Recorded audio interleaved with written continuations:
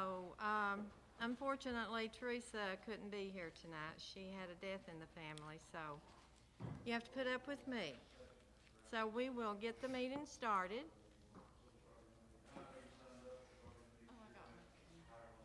And I'll wait till Brian sits down. This one's Mother Anita Dad. That's why I wear these little blue ones. They're not probably much protection, but they don't smother Well, me. it's better than nothing. Yeah. The first thing is the adoption of the agenda. Has everybody had a chance to look at it? Yep. I move we adopt the agenda. Okay. Do I hear a second?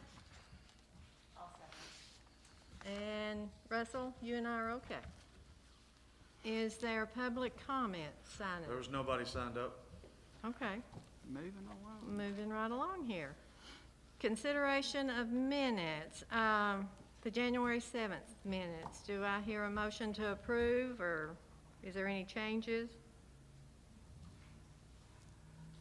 I move we adopt, I move we adopt the minutes. You'll second? Approve the minutes, whatever. Russell, you okay? All right. The next thing is public hearing. The PAL rezoning request at 407 East Main Street. Right. And You want me to start with the staff report and go through Please. it there? Okay. You all should have got a copy of this, hopefully, in your packets. I'm just gonna kinda hit the high spots here with the staff report. We received a request for a map amendment for 407 East Main Street in Burnsville. Again, this is gonna be the property directly in behind Jim Hughes and Associates, the survey place. The lot area is just, is .39 acres. It's currently zoned as residential in R10, and the request is to make that C3 commercial.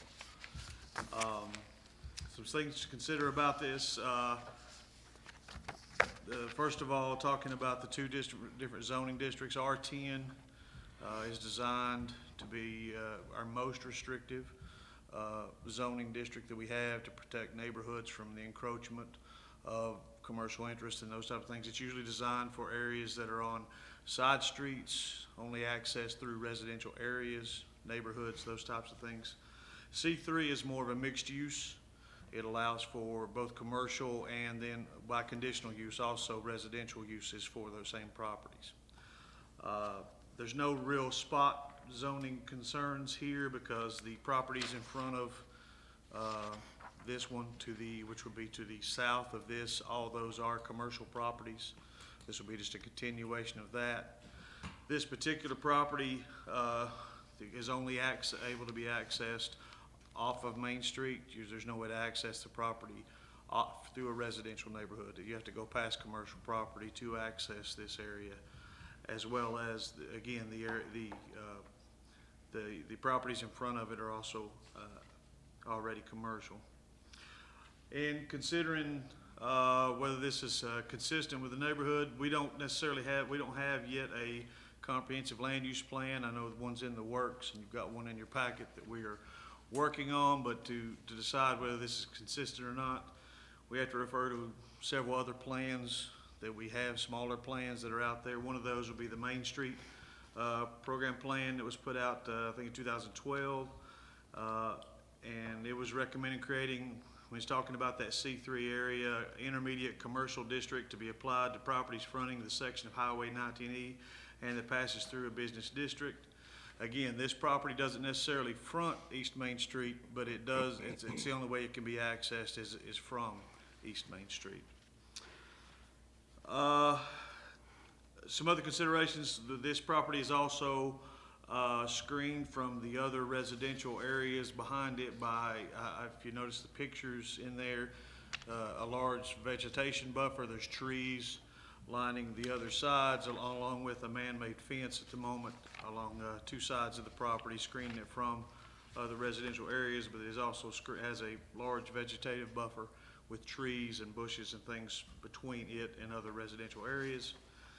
And this property has been vacant since a fire happened there in 2014, which burned the residential structure that was there. It used to be a residential structure and then a home occupation use in an outbuilding that was out back. The only thing that remains is the area of the property that was used for a commercial home business, is all that's left.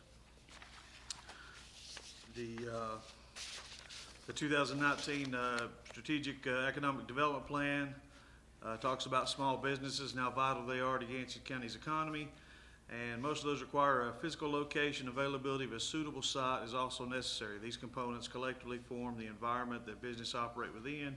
Their presence or absence determines a small business success and by extension community success.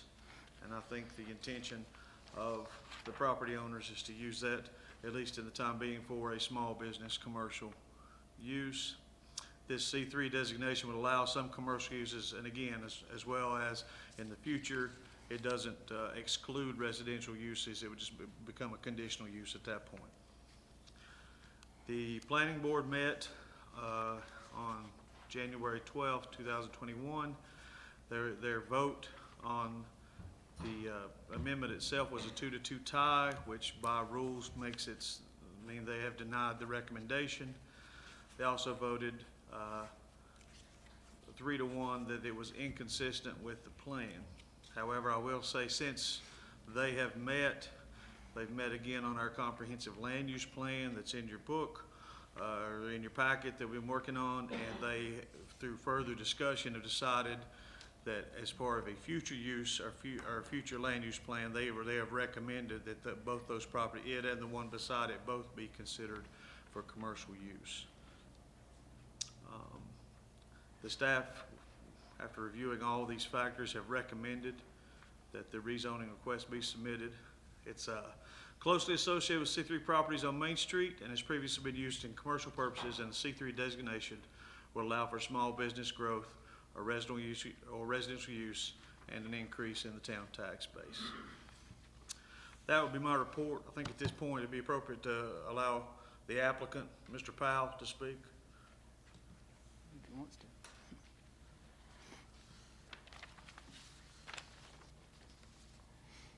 Greetings, friends, neighbors. Let's see.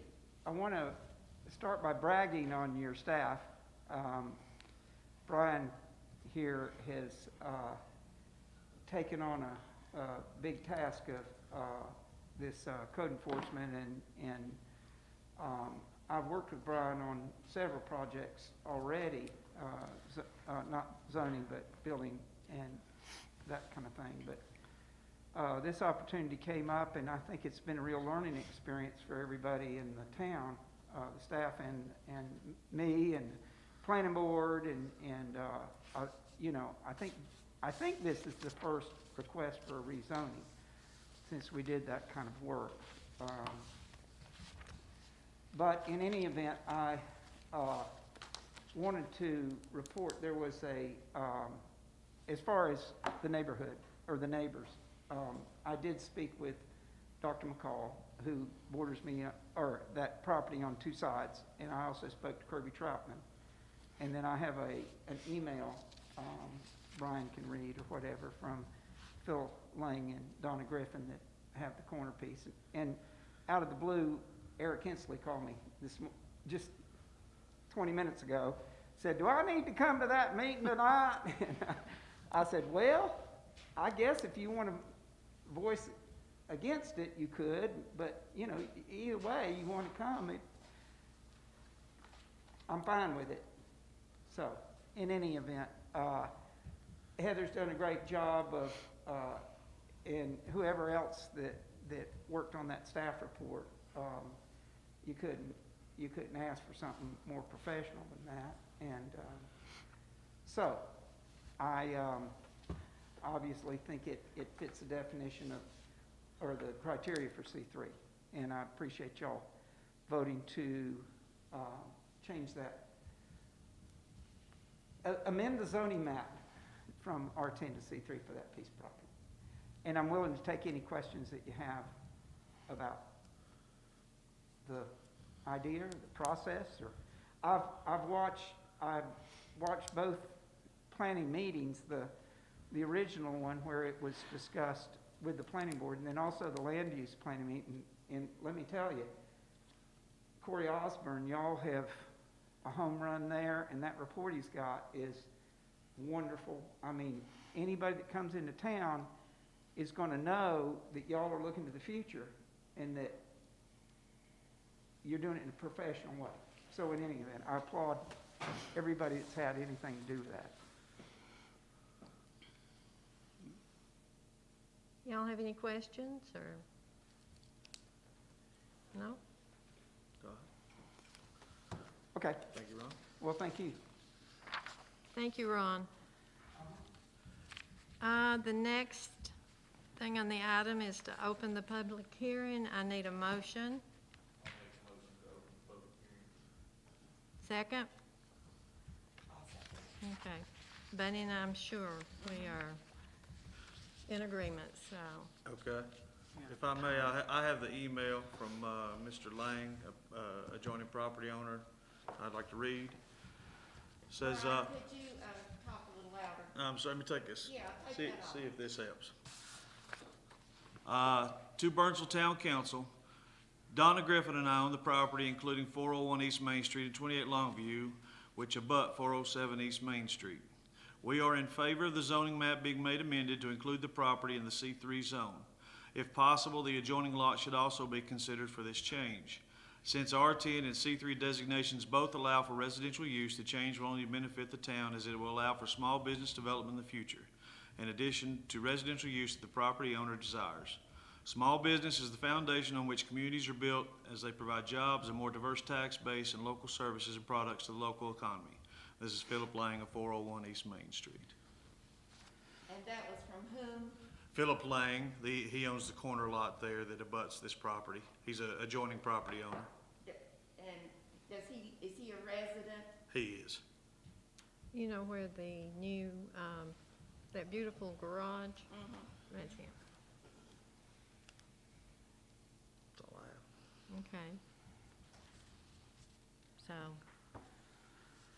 If No there's other no other comments? comments, you can close the public hearing. okay, do I hear a motion to close the public hearing? Second? And we're in agreement. Okay, consideration of rezone request. So I'll tell you, the first thing that needs to happen is we need to decide, or the board needs to consider whether that this request is consistent with the plans that we currently use, which are the Main Street Plan, the 2019 Economic Plan, the ones that Brian alluded to in his staff report. And there is a document that I will help y'all go through, because it basically is, Well, I fine. thought it says here, close public hearing, then consideration of rezone request. Do we have to decide first if we approve of this, or? first you have to decide if it, and this is the way the statute reads now, and 160D is mercifully changing that, but you have to decide if it is consistent with the plans that the town has adopted in the past, this change. If you find that it's consistent, or inconsistent, but if you find if it's consistent, then you move on to considering whether to actually amend the map. But when do we decide if we're gonna rezone this? When you amend the map, Yeah, that's after the consistency statement is considered. What's the ordinance? Where's the consistency statement, Chad? you, I went past it. Okay, so, the first thing we need is to determine whether you feel like it is consistent with the current plans that we have, as Brian has outlined them in his report, or not consistent. So we just need, that has to be two separate motions. That's just the way the law is right now. so we need to have a motion? A motion for to the either adopt, Consistency statement, yes, adopted. that it's either consistent or inconsistent. Okay, And do we have that before us? Is that, It was in your package, Is in yes. the- yeah, I read that. Was that the current one? Yep. yep. So I need a motion, whether it's consistent or not consistent. I'll make a motion that it's consistent. Okay, do I have a second? Can I ask a question? Yeah. Yeah. So, the planning board found that it was consistent with the future? No, and that's where we get really in the weeds. Yeah. So I what wish I had happened, that before me. what happened at the planning board meeting was we were having two separate things on the agenda. One was to consider this rezone. The other was to consider the new land use, the draft of the new land use plan. There, as part of the new land use plan, there is a map of the town that shows in the future, if some landowner comes to us and wants to change their zoning status from one thing to another, would that be consistent with this plan? And there's a map that for future, it's not anything now, didn't change anything about now. There was a lot of confusion about that at the first meeting we had. Everybody thought it was changing what we were doing right now, and it doesn't. It's just looking at, in the future, what are you gonna do? So, or what could you do? And how would it be consistent with the draft of the plan we have going forward? So, one of the problems we have is not having a comprehensive land use plan. In the past, we have these little piecemeal plans from different things, which the General Assembly had said you can use to make zoning decisions up until they're going to change the law for, 160D becomes effective for us. At that time, they're giving us some amount of time. We have to have a comprehensive plan. Everybody does. So there was confusion, I think, between them about whether it was consistent with something that's in the future that's not even been adopted by you guys. Right, because that's what I was getting at. Right now, it's Yeah. inconsistent, correct? Right now, it is consistent with the current plans that we have. Now, I listened to both those meetings on the YouTube. Mhm. I do not think it's consistent. I do not think I do not think that, I think that as R1 is described, R10 is described in this right now, I think that the lot, 407 East Main, is consistent with R10. Well, what you're making a decision on is not whether it's consistent with R10. What Is you're it- making a decision on is whether it's consistent Okay, with would the it be land use consistent with plans. C3? No, you're not even making that decision. No. Right now, the decision you're making is whether a change in the zoning from R10 to C3 is consistent with the 2012 Main Street Plan for that area and the 2019 Economic Development Plan for that area, because those are the only plans that we have to tag our land use decisions on. Okay? Then, if you find that it is, you can find it's inconsistent with those plans, but, Brian has outlined the areas of those plans where it is consistent with the plan. That's what a plan consistency statement is. Now, if you want to say, I don't think it should be rezoned that, you all, this is a legislative decision, you have the ultimate decision about that. But plan consistency does not mean, well, Oh, are this you is telling R10 me- and R10 is what this Okay, place so you're is. telling me to be consistent, we can say we have the ability to change it. Is that what Yeah. consistency means? Well, consistency means, what does your plan say? Okay, and so right now we have these two smaller plans that we've hinged everything on because nobody ever did a comprehensive plan. And so, consistency means within those plans, is there a reasonable, rational basis for making this decision? It's not going against what the plan says. If the plan said a piece of property that is sandwiched between a residential area and a commercial area could should never become commercial, then obviously this change wouldn't be consistent I with got it. you. But that's not what the plans I got say, you. yeah. So for that reason, it is consistent with with what we have now. Staff believes it is consistent with what we have now. All right. I mean, y'all can make your own decisions, you. but that's our recommendation. All right. And thank you, Heather, I could have never done that. I hate to appear to be dense. No, you're not but dense. that's This not stuff dense. is very, That's not very dense. confusing, and Uh-uh. I'm so thankful that This this. is a terrible time when you're between It's completely plans, as it were. consistent. Yeah, it is, And It is. I could see that in those two meetings. right. It Oh, was it's- very confusing, I didn't and it is even- not an easy topic to ask people who don't deal with it every day to make binding decisions about. And I'm hopeful that the new 160D, when we get our ordinances amended and that's in place, then the consistency plan issue, you still have to find consistency, but it's not making that decision before you actually decide whether or not you want to rezone something. It can all be done as one thing, and it just has to be reasonable, in the best interest, and consistent with your comprehensive plan. Should be much easier. But I will also say this, we've had one, since these provisions, this ordinance was revised and adopted in 2014. I think this board has looked at one rezoning application. And so it's I don't even remember that one. the one over on Pensacola Road. Ah, yes. Near the daycare. Yes. And so it's not like something y'all see very often. No. So there is no apologizing for, being confused, No. because it is confusing. It's very confusing. That's why I said I couldn't have explained that. Phew. Did a great job.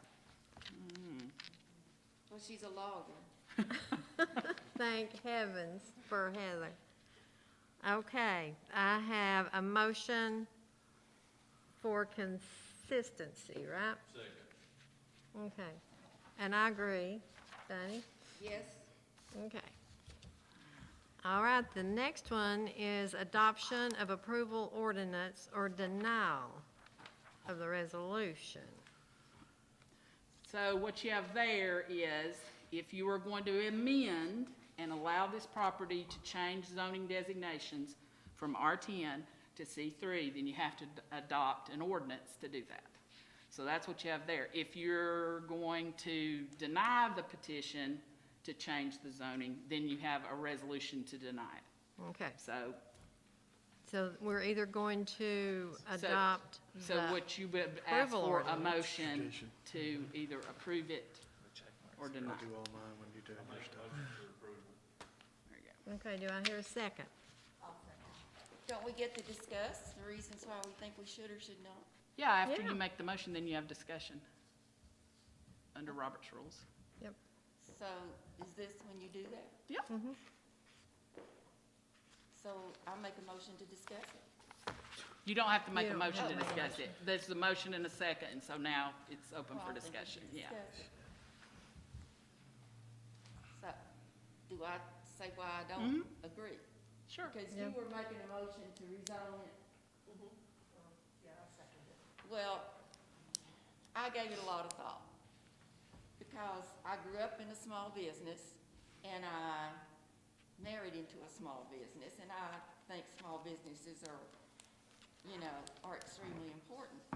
I've also lived in Burnsville for 55 years. I've lived on Main Street, and I've lived within sight and sound of Main Street all those years. And I feel like there's a place for the residential neighborhoods. And I've read this and read this and read this, and obviously I didn't have a good understanding of what consistency meant. But this is going through all the, what was it, understanding of what R10 was and what C3 is. this is what I came up with, and I lay awake nights thinking about this. So this didn't come just on a whim.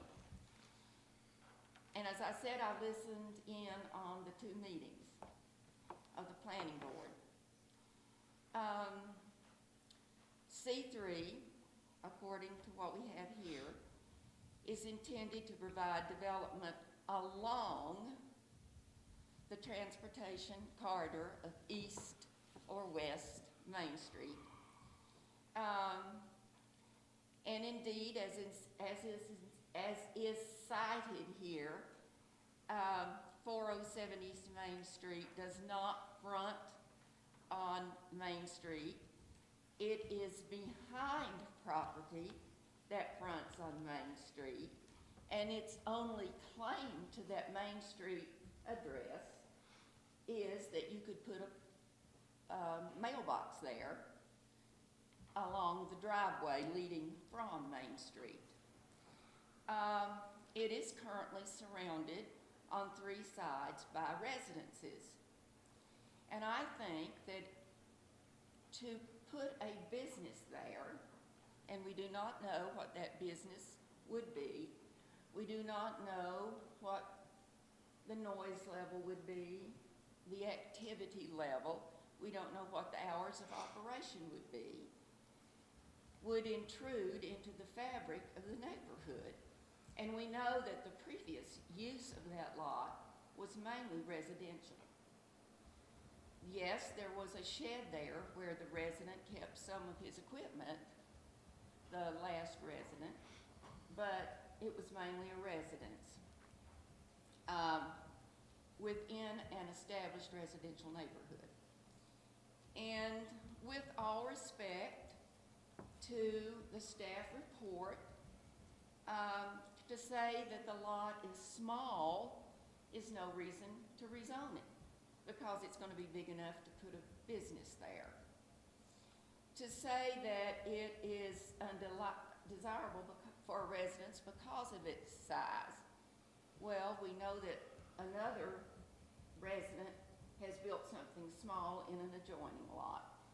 To say that it has been vacant for 7 years is no reason, because lots of lots lie fallow for longer than that, and somebody comes along and builds a residence. To say that there's a fence or a hedge that protects it from view from other residences along in that area is no reason to say that it's safe from sight, because hedges are cut down or die, and fences are cut down. They're not permanent structures, so that's no protection. They're here today and gone tomorrow. And I thought that to say that small businesses, as is in the report from staff, that they are important and are the backbone of community success, well, surely they are. But also I feel that residential neighbors who are also business owners or professional people might like to come home and leave business behind, because they do not know what they're going to come home to if a business is situated in that particular location. There again, because they don't know what the business is, and it doesn't matter what it is. They just don't know what the activity level is going to be. And that driveway, and it is just a driveway, goes into a rather deep lot. It's not a small lot by more than 3/10 of an acre. That's not a really small lot. And I thought one of the goals that we're going to have in the future with our new, and we do have to think about the future, that's what this is all, is soon going to be future, is high-density infill for residences. It could even be a multi-unit dwelling that would be built there. It would be very desirable for that. If it's big enough for a business, it's big enough for a multi-unit dwelling. So when I think about all that, I think that's, our downtown neighborhood plan is going to be for multi-density dwelling. And, I think that will be consistent with our new, plan. So those are my reasons for feeling like that this should continue to be R10 rather than C3. So thank you for your time. Does anybody else have any comments, or? No? We have, motion and a second, so now we will take a vote. Bunny? Oh, I vote no for rezoning to C3. Okay, I vote yes, so that carries, right? Well, you need to get their official votes. Oh, too. the official vote? Okay, gotcha. Okay, Okay, all right. Thank you. anything else we need to do? Nothing else on that. All right. Mr. Woody Ryan. Recognition of Woody Ryan's service to the town of Burnsville. So, Woody, you get to come and see me.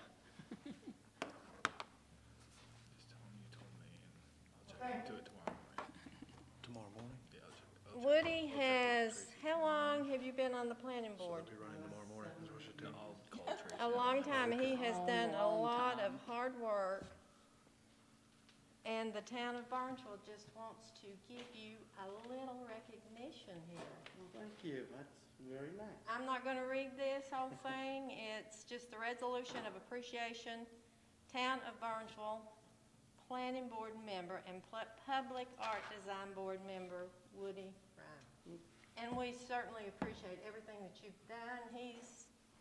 He's worked hard all this time. Well, it's really been. Hang on, Jody's gotta have your picture. Turn it around. Oh, okay, there we go.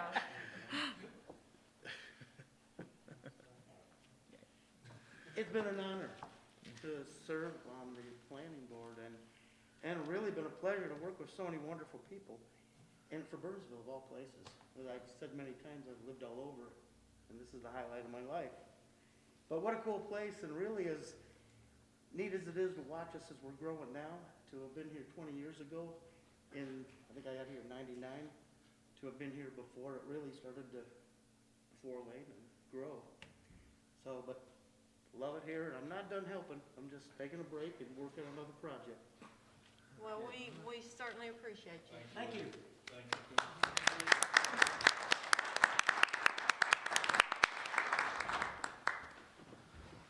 Okay, I get to shut up for a little bit here. Turn it over to Miss Heather. Where have I got all these papers? Need to find where I am. Okay, COVID-19 update.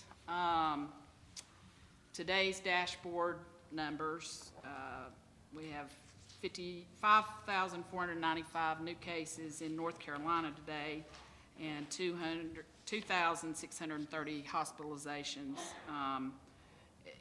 The last count that's on the North Carolina dashboard for Yancey County, and that may be a little bit behind with the reporting, but it was 1,350 confirmed cases and 23 deaths, and I actually think that total is 25 now.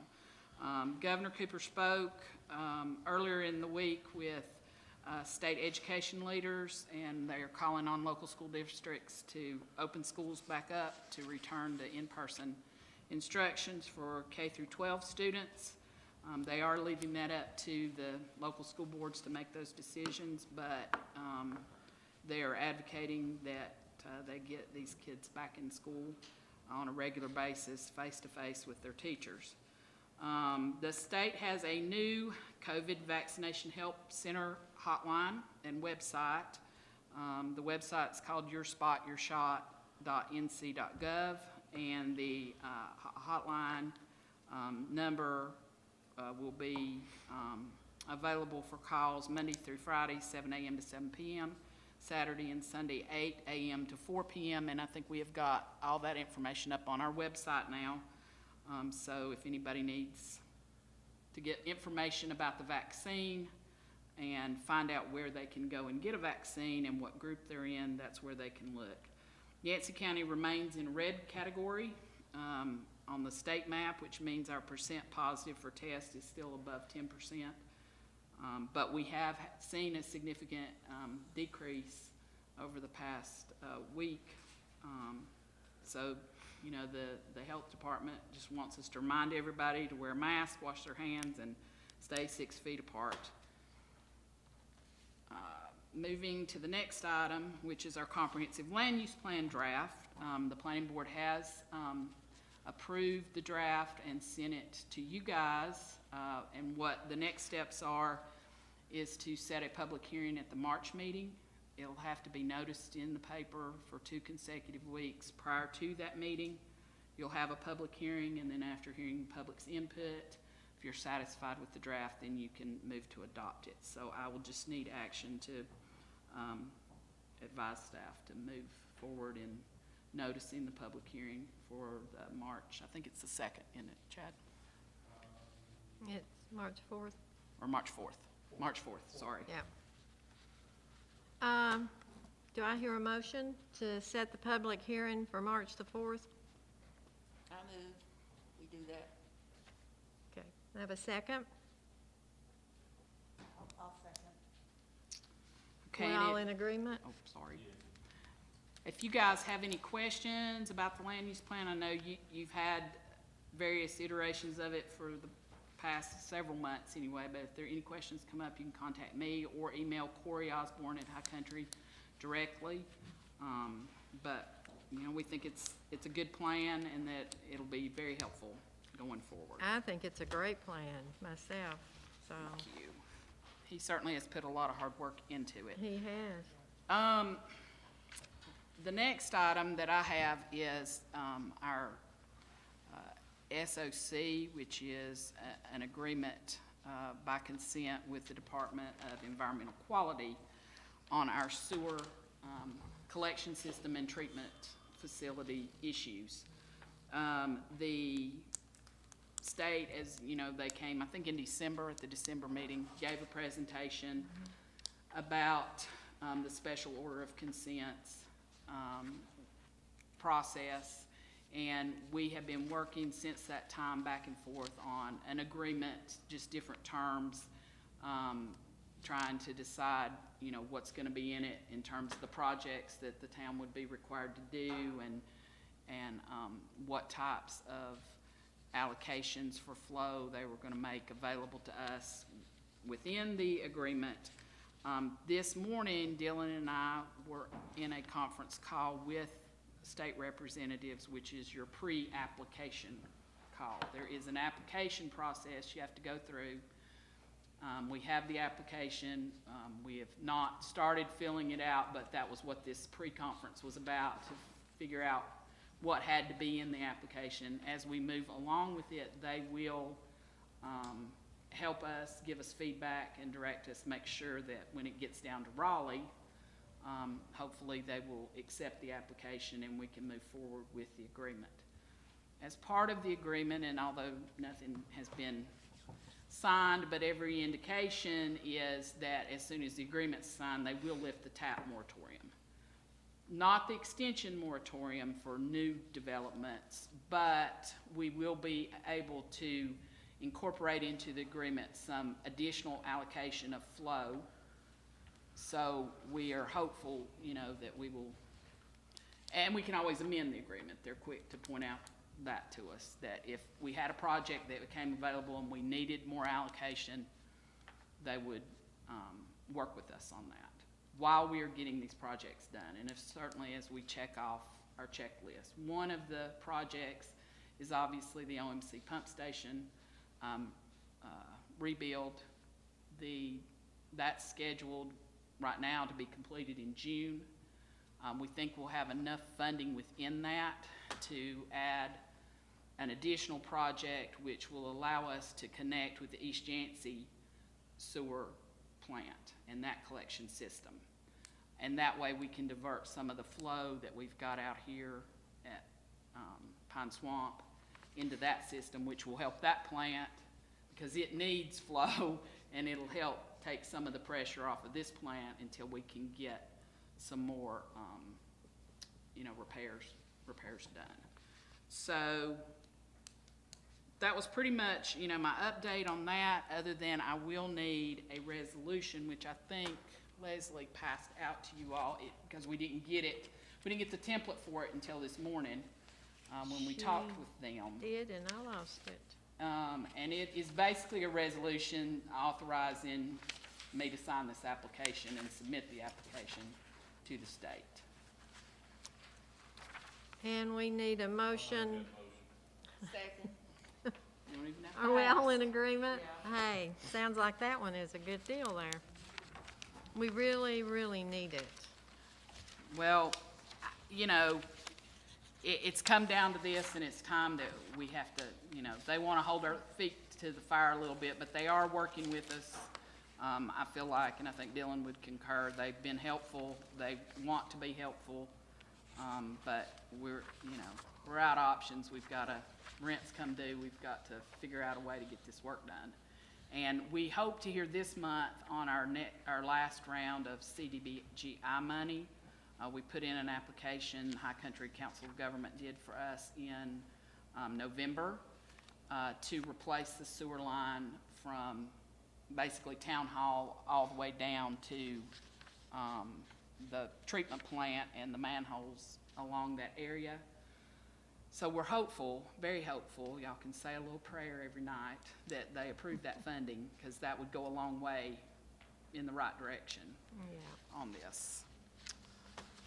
Chad, have you got Looks like you're the down water to D. policy? Yeah. Yeah, I'm down to D, which is a draft of a residential water leak policy.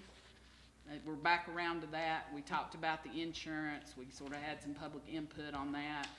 It didn't seem like it was something that people were excited about, which I can understand, having their bills increased by $2 a month. But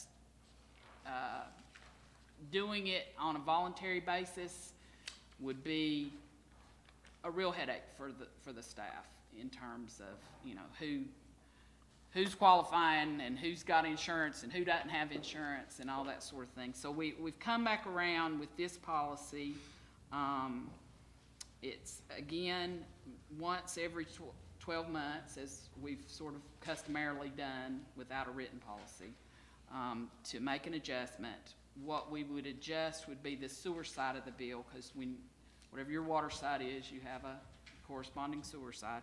To adjust the sewer side down to 0 one time, which would cut the bill in half, and then ask the customer to pay up to $300 at the time they got the adjustment. And then anything above that, we would work out a 4-month payment plan with them for the remaining amount. We don't have a copy of that, do we? It should have been in your Um, package. Yeah, it was in the, It wasn't in, In the it li- wasn't in this. No, it's No, on your uh-uh. computer. It's on your computer. It's what went out with the initial package. It was in here, I didn't see it. It was, I believe it was it? Should have been. should have been. Under residential water leak, it would have I come, remember seeing it, and I looked at this just today. Well, well, don't worry about it. you want one? We'll send it down to you.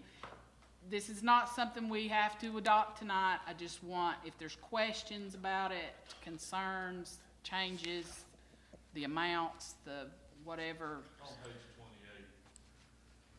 28. Yeah. And I've then read it. Do you want my we copy? come back Yeah, that'd in, be nice, 'cause I don't remember in seeing it. March. I got 2 agendas with all the junk, and I don't remember seeing this. Thank you. Okay. So we're not gonna do anything with that one tonight, just hang on to yeah, it? well, I mean, and read it good and, read it if you've got questions, if you've got concerns, if you want to make changes, that can let us know. We'll bring it back in March for adoption. It looked good to me, but, Well, we really worked hard with the staff, the water clerks, and, you know, they went through this, and Shane went through it, and we had, you know, we made changes, and I think they felt comfortable with it. They felt comfortable with presenting it to people, and so, you know, now it's just you guys need to review it and make sure that you feel comfortable with it, because you're the ones that'll probably get a call after staff gets yelled at for trying to do this. But, I mean, in actuality, we are forgiving, or have been in the past, in the neighborhood of $30,000 to $35,000 a year. And that's a significant amount for an operation our size. So, you know, we feel like this still gets us paid on the water side, but it does give relief to people who have that unexpected situation. okay. Okay. Next is, you have a series of job descriptions where we updated those for the employee handbook. And we really weren't trying, there's nothing new, no new positions created. We did break some positions apart because they had like 12 different job descriptions. I'm exaggerating, but it had several different job descriptions under one heading, and we thought, well, it's not that we don't have a lot of people wearing the same hat or different hats, but at some point, if we want to hire something on its own, like a building inspector, let's have a, you know, a description for just that we can put out there. And then obviously Chad taking over, he's brought some new things with a lot of the IT website stuff that Jeannie wasn't handling. And then there's some things that Jeannie was doing that either I'm doing or Chad's doing with insurance and that sort of thing. So we wanted to make sure that what was in the handbook was reflective of sort of everybody's duties, what they were doing. So we would, if those meet with your approval, we would ask for approval of those tonight. Do I hear a motion to approve these? I move that we approve those. Okay, we all in agreement? I thought they looked really good, so, Well, Chad, Brian worked really hard on these two, the ones that kind of came out for his duties, so everybody kind of had a hand in doing that. Employee evaluations, we just want to let you know that those are going to start soon. We want to finish up by March, the end of March, with those before we get heavy into our budget. They're just annual evaluations. I actually got templates from Marcus Abernathy with the League of Municipalities that were real straightforward, simple, and I think staff will be able to get through them expeditiously. It won't take them forever. You all do have to do an evaluation, though, for the administrator's position and for the clerk's position. So be thinking about your calendars for sometime in March when we could set up. And I'm y'all very glad that we're getting in. around to these. This has been something I've been wanting done for years, so. Well, I think it's going to be helpful. And It I will. think the forms are really helpful because they not only give an evaluation, but they also let you set up sort of a plan with the employee Right. about what's our goals going forward. So they're real goal-oriented. We liked that. The next thing is, we have 3 alternate positions on the planning board that are unfilled at this time. And we have received an application from Jeannie Martin, business owner in town. And so I will need a motion and action to approve that. We're putting out feelers and we're putting out advertisements for the 2 other members. We will have 2 members at the end of this year that will rotate off. Oh. So we need to kind of get on that, and, you know, if you have any suggestions, let us know. So we'll reach out. But so I do need action on her application. Do I hear a motion for Jeannie to be on the planning board, alternate on the planning board? Well, I certainly move that she be an alternate on the planning board. Okay, do you hear a second? I'll second. We're all in agreement. I think that's a great idea. I was thrilled. Okay, what we're done with the tax report. Here it is. Okay, the tax report for this month, I think you guys have all gotten the delinquency, report. We have, I think, good news though, we have collected 91.30, as of, I think, Tuesday, 91.38% of our ad valorem taxes have already been collected. So Great. that's good in this year of COVID, when we were really unsure about revenues. They seem to be coming in, and Jackie said this afternoon we've got some more in past couple of days. So we need a motion to approve the resolution to allow us to advertise for the delinquent taxes. There will be notices that go out in February, and then I think in March, I think the week of March 22nd, the advertisements will come out. Do I hear a motion to adopt the resolution? Second? And we're all in agreement?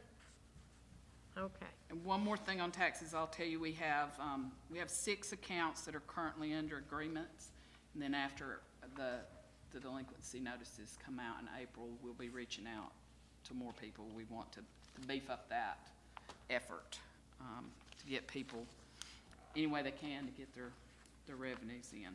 And that is all I have. Okay. Looks like Mr. Dillon. Short and sweet, All right. not 20 on there. All right, so I brought it up last council meeting, the standard operating safety guidelines.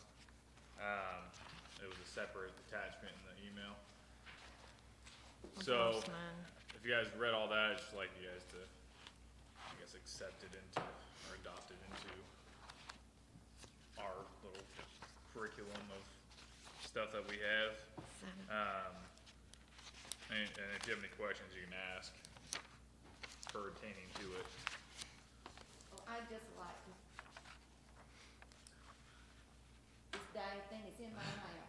I just like to say, I thought it was wonderful. Thank you. All the work that went into it, and that it's something we've been needing for a long time, and I thought it was exceptional. And I personally appreciate it so much, and I think it's just gonna be just the thing that our staff, town, crew needed, and keep them safe, and it's just very reassuring. Thank you. Yeah, it's nice to have a guideline that everyone follows and not everyone's like up in the air trying to figure out what way is up. So it's all written out. Thought it was most professional. Thank you. And we don't have to do anything on that, do we? It's just, Well, we're actually asking that you all just adopt these as our safety guidelines, because we feel like that may carry a little bit more weight, Okay. as Dylan implements this with his staff. okay. I hear a motion to adopt it. Second? Second. All right, in agreement? Okay, sounds good. It is a great document. Thank you. Last but not least, special wage contract has been resolved, so I don't have to actually cover that. I can kind of go into it a little bit, but basically, a few months ago, we had our Headworks, it pulls out your rags and your plastic bottles, stuff like that, and grit, so it's like sand. More like mud consistency, usually. Well, we had it picked up a couple times where it was more liquefied from all the rain, and the landfill or the transfer station said that we could not take it there any longer. And so, back and forth, a couple months, and finally I got on the phone with the state, talked to them, they said, there's no reason we can't take it there as long as it's meeting the paint filter test, which it does, and it's been all tested and approved and all that stuff. So, I called them back today and got the go ahead to have Tracy McKinney and McKinney Garbage Services start hauling it again, so. Saved $2,000 a month. So, we got that taken care of, and that's that's all I got for you. Ah, great, thank you. Ms. Leslie? Okay, I sent out the budget versus actual. You did. And I told them on people last night that when the lines were over, and it was actually my fault, I'm sorry. Then I have passed out the project ordinance for OMC, Porch Main Improvement, again, like how many times can I do this now? But just, it was broken out differently by the state when we got the paperwork last month. And so it needs to match exactly what they sent for their budget. So it's just the same amount of money, just broken out just a little different. And I do need a motion on these. Do I hear a motion? Is that the OMC pump station project ordinance? Yeah. It is, yes, ma'am. It's still the same amount of money. I think we do this every month. The line, do what? I think we do this every I month. know, I think we do too. Hopefully this is the last one. I'll make a motion. Second? I'll second. Okay, well in agreement. Okay, next thing is the budget amendment. And this is for the intake tanks, for the water plant, that John had to have redone. So it's all Bill's fault. It is. So I had to actually decrease the capital outlay in the sewer side by $31,500, and I'm increasing the capital outlay side on the water by $31,500, just to pay for the pump repair and fix. And it's really just a line of transfer, it's not changing the whole bottom line of the budget, but Right. I need a motion on that as well. Do I hear a motion? I'll make the motion. I second. We all in agreement? All right. Okay, then, I have the audit contract, I did pass that out, it's quite a few pages. But Sharon, Lacy, who's seen it, they extended the deadline this year because of COVID, it was not due until January the 31st, so maybe next month she'll present it. This is for her next year. Her fees was $20,000, it had been $18,500, but it's going up. But it's 15 to do the actual audit, 5,000 to write the financial statements is what's included in it. She does a really good job, and she's very good to work with. So we don't do anything on this. This is just, You just have to approve the contract. oh, And who does she have that set up to sign it for? The mayor, I believe. Yeah, and authorize the mayor to, Yeah, it's recent. authorize the mayor to sign the contract. okay. Do I hear a motion to approve the contract and have the mayor sign For the audit, audit contract? well, I move that we, authorize the mayor to sign the audit contract. To approve the audit contract and to have the mayor sign it. All right, to approve the audit contract and have the mayor sign it. Right. Yes, I make that motion. Okay, do I hear a second? I'll second. We're all in agreement?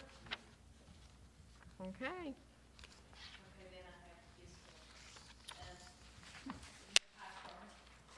Okay, the pie chart has just got the cash that we have on hand available.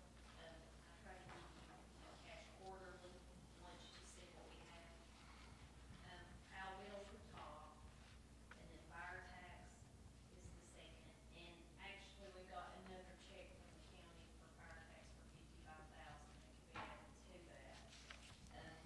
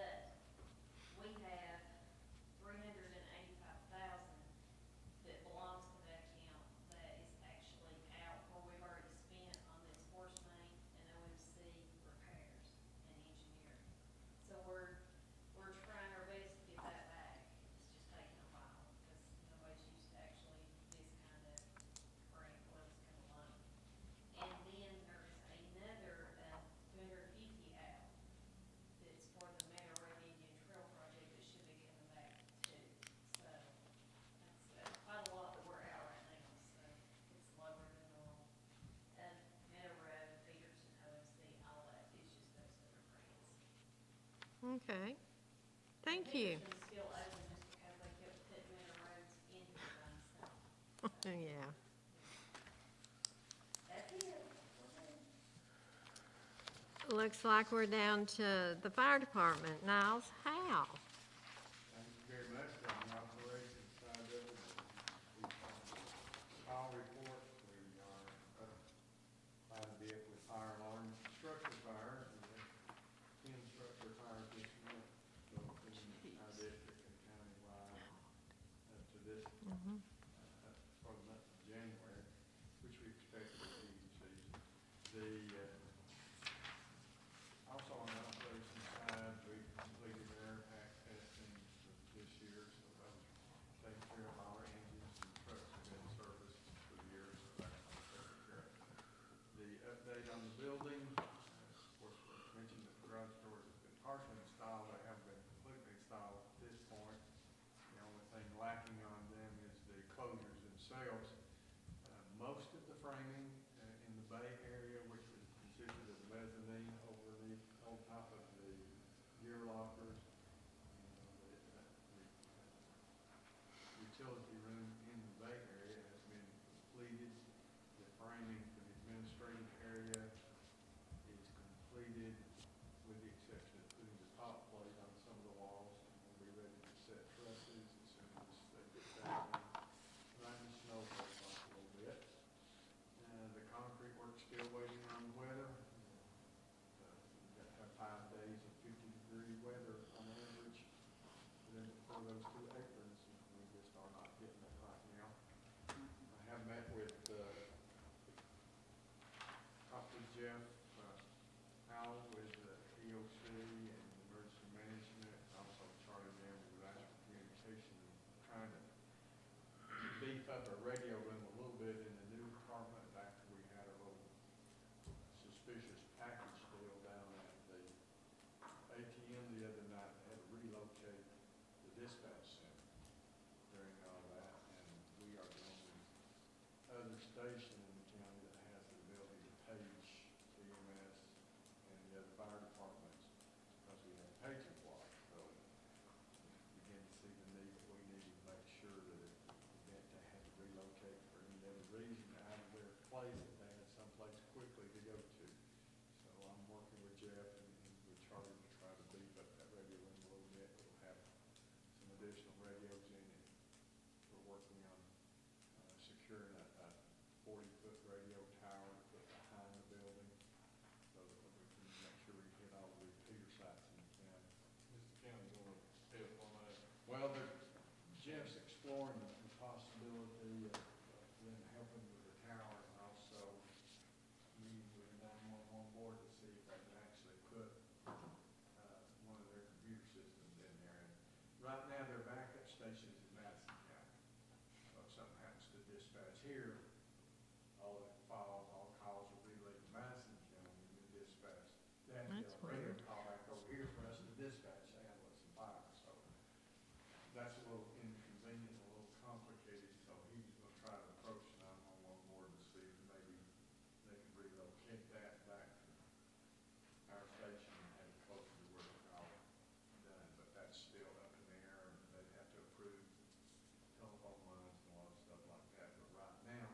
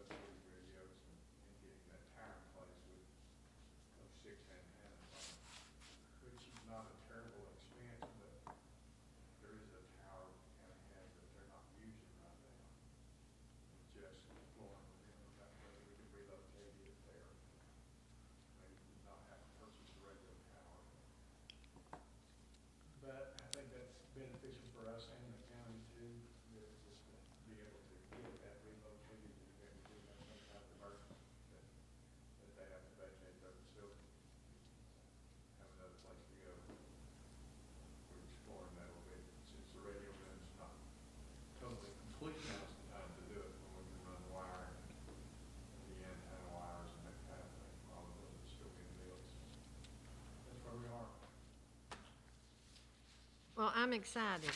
I make David drive me by there at least once a week. So, it's been a long time coming, but No major changes, we've had to adjust some of the walls, some of the, room sizes because the bedrooms on the plan didn't work out. On the administrative side? On the administrative side, I mean, it's like less than a foot shifts on some of the walls, but make it all work, which happens with any building, you find things that you have to move a little bit. And so we've kind of got everything laid out now. The only thing they'll have to do on the administrative side was one doorway.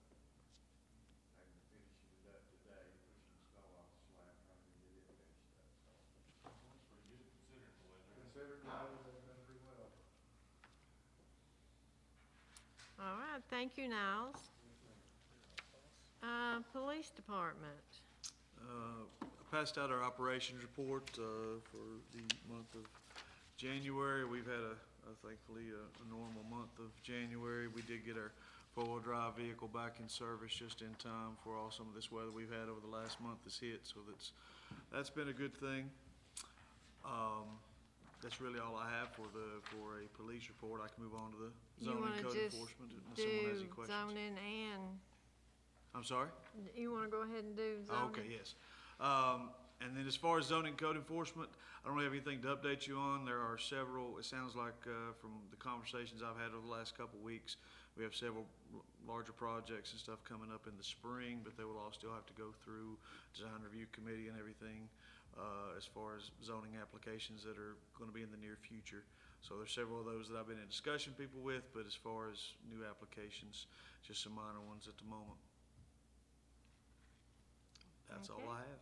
Thank you. Uh-huh. Town Center, Chad.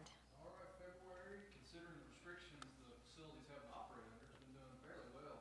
We've got at least 14 rentals in February, and through February, we'll have already had 3 weddings, which we love those. They're great for the local economy, so we enjoy having those. And to have 3 already is pretty impressive. Granted, they're smaller, but there's been an uptick. You can tell where people are getting a little more optimistic because the phone calls have definitely picked up. There's been a lot more calls coming in. And Corbin here has been doing all the hard work over here. He's been doing a great job, and the customers have really bragged on working with him. So he's doing well. So I'm appreciative of that. So that's how we're looking. Okay. The next thing is a council members report, and I'm a little fuzzy on the charter. So, my understanding, I may be a little fuzzy too, but my understanding is the High Country Council of Government is amending their charter. They used to be Region D, and I think I don't know how many amendments they've gone through since they were that, but they're amending their charter, and as part of that amendment, they have to get the local governments they serve to approve those amendments. And they sent that in a package to us, and we sent it out to you guys. I think Yeah, a red it's- line of what they're gonna do, and I think once the local governments, was there a resolution attached to it? There was. So there's a resolution, and we'll just need approval on that resolution so that they can amend their charter. And I assume they're gonna do that at some meeting they have.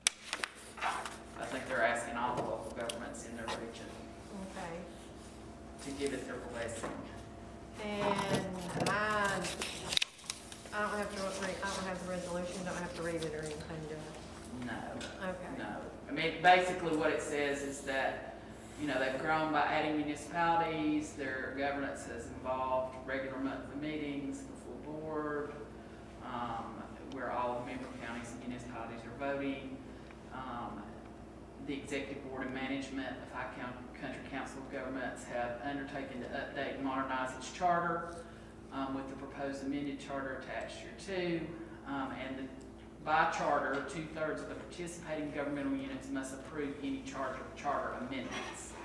So they just have, whereas this town council has reviewed the changes and to the proposed amendments to the charter, and that they find those changes accurately reflect, modernize, and improve High Country Council of Governments' ongoing organizations and operations should be approved and adopted. Okay. Do I hear a motion to adopt the amended charter? Go ahead, go ahead. She won't made you? it, I'll second. All right, we're all in agreement? Okay. So it is amended. And the next thing is Denise Collier. Discuss the litter on 19 through town. Yeah, I had a few phone calls, people concerned about the litter starting to build up in different areas, some inside town, some outside town. And so, I reached out to David over at, Cog and Boone. And, he reached out to State DOT. They are going to be starting back their litter pickup this coming year, spring and fall, with a combination of some volunteers also. And I'm so sorry I didn't get to touch base with them further about how the program works, but I will have that for next meeting or before. And I don't know if we should maybe try to put it in the paper to let people know how they could maybe contact state to say this area has a cumulative amount of trash, because they try to do it by specific areas where it's most accumulative. But I will find out more, and I apologize I didn't get to that yet. That's okay. We can But- put it on the agenda for the next month. And if there's anything, Denise, that we could get up on our website, because I know they have the Adopt the Highway program too. Right. Groups to, pick a section that they want to. Okay. If David can get us that information, we can certainly get it on our website Perfect. for our area. Okay, sounds good. We'll definitely do that. Looks like economic development is next. Thank you, ma'am. I'll go through a list of several things here. A few of these items are on your agenda. I'll start out with a couple that are not. I will tell you that on Monday, we closed a transaction for the sale of the Fort Haven Springs manufacturing facility in Michael. I had hoped to read out for you complete details about that transaction now, but as I looked before I left the office, we're still working on a final joint press release with the company. So suffice it to say, I will copy you on that for the benefit of the press. Jody, I think we'll be sending it to you tomorrow, a press release with full details about the company, their capital investment and jobs and that sort of thing. But we're very happy to have a tenant in that building, client there moving in. That building, we had hoped to fill it quickly when Hickory Springs closed. And I think we've had a turnaround of about a year, which I've been pretty pleased that that's pretty rapid work to put another client in that building. Jobs, how many jobs, Jamie? Looking at, I can't tell you yet, we're waiting on the final number there in the phase two, but we'll actually, the job numbers will, we know what they are, but I'm not got the blessing from the company yet to release as part of the press release, and their capital investment, but I'll say it's a sizable capital investment there in addition to the purchase of the property, and they are building a small expansion there on the existing 150,000 square foot building as well. So, further details tomorrow. We had sworn we would get it done today, but that's the way it goes. So, when last I looked, we still hadn't gotten the details of that ironed out, but we'll get that out to you. And I'll copy you with it on the email when we send it out. So you'll have complete details on that project. County is connecting the sewer to that building for that end user finally. And I'll just mention, because it may be of interest to you, since we're on that topic, the East Yancey Water and Sewer District construction project for the finality of that line coming back to Burnsville, scheduled to begin in March. That was a little overbid. We went back to the state for additional funds from the state revolving fund. The local government commission approved that this week as well. So the finances in place for that. Construction will start on that mobilization in March, and it'll begin construction and be concluded in July. So it's coming to you, hopefully. And then we'll give it to you. I know the county's very happy to finalize the execution of the option that the county and town had entered into for transfer of that infrastructure over to you guys. We trust that's going to be something that hopefully will play a role in solution to begin to address some of the issues that you guys have had here. So that's moving forward as well. Little League Farms request for extension of water service, talked about that last meeting.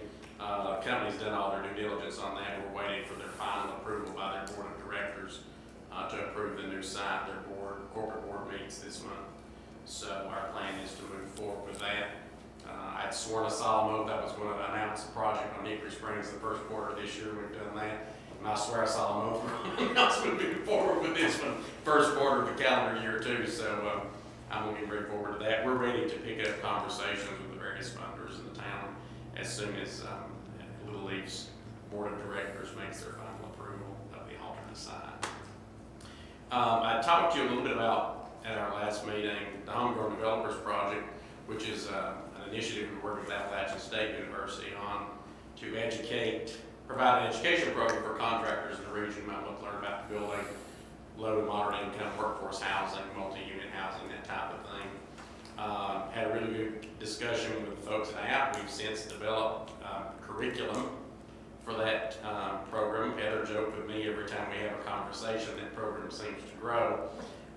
We had a good conversation with potential funder, with the Housing Impact Officer at Dogwood Health Trust about funding that and providing tuition waivers for contractors here in our region to take that course.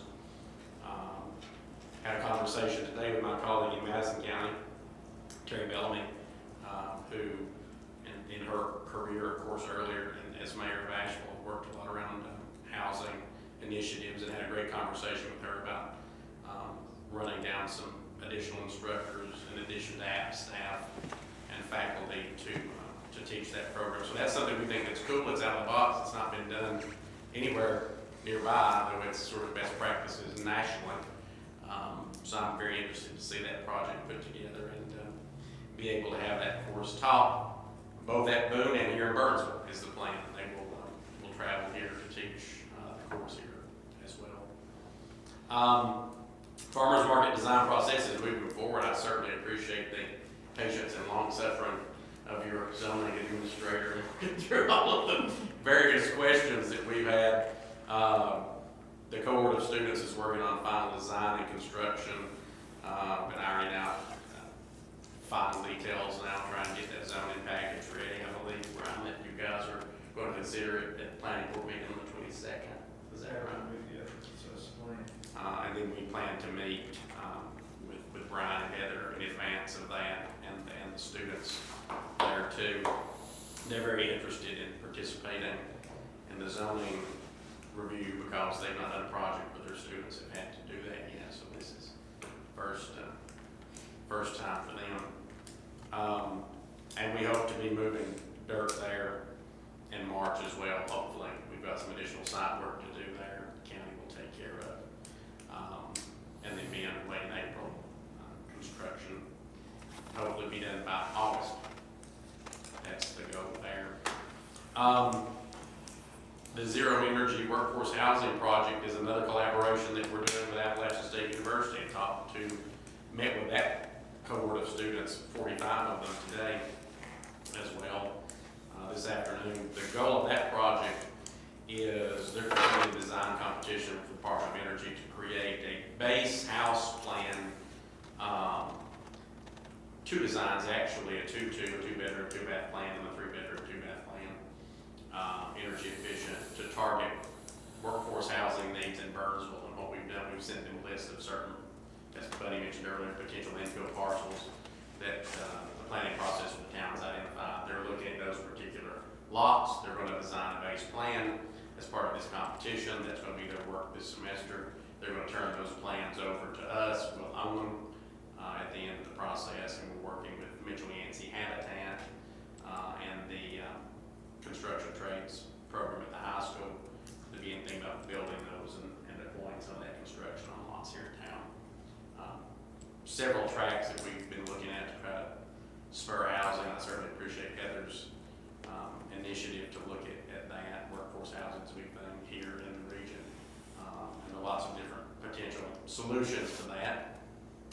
We have a follow-up meeting with Dogwood Health Trust next week, I believe, the week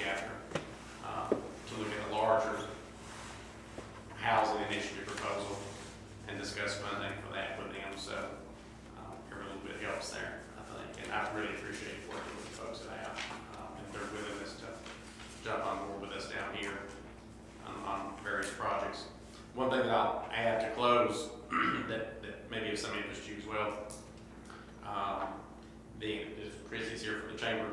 The county commission approved a resolution, a draft language of a revision to the occupancy tax statute for the county. That modernizes that statute both in allowing us to levy up to the limit of the levy, which is 6%, and it also modernizes the terms of the statute. We've been very restricted here on what we can spend occupancy tax in. We can only spend it for promotion. The revision of the statute would allow us to spend a third of the occupancy tax for things other than promotion, including capital needs, infrastructure, parks, water, sewer, whatever. That allows an additional pot of money for both local governments to have access to deal with capital projects here that we don't before. We've seen exponential growth in occupancy tax year over year. This past year, we're looking at about 45% growth over the previous year. We expect that to continue to grow, and if we can address, modernizing the levy so that we're competitive with some of our neighboring communities, that's a considerable amount of money for us to invest in generating tourism and also investing in projects here in the community that directly impact that, provide us another revenue stream to get some of these improvements that we need to do as far as capital improvements we've done. So we've had positive conversation with our House people in the General Assembly. I believe the county manager is going to have a conversation with Senator Heiss as well. Representative Bless has been positive. The goal is that bill move through the legislature in time for us to adopt a resolution adjusting the occupancy tax by the first fiscal year. That may be ambitious. It may be longer than that. The legislative session may be longer than July. But that's our hope, and we think that's certainly something that we need to do and address and bring our ability to generate revenue off tourism here and reinvest it like our neighboring communities do. So those are the things that I would update you on this month, unless you have any questions. Pleasure to be with you. It's a great report. Thank you, Jamie. The High Country Council and the NC Main Street was in our packets, so that's it. So we need a motion to We do. adjourn and a motion to go into, We need a motion to go into closed session, not to adjourn. not to adjourn. Under pursuant to North Carolina General Statute 143-318.11A5, which is to discuss and give staff direction on the terms of a contract. And then also under North Carolina General Statute 143-318.11A6, which is to discuss a personnel matter.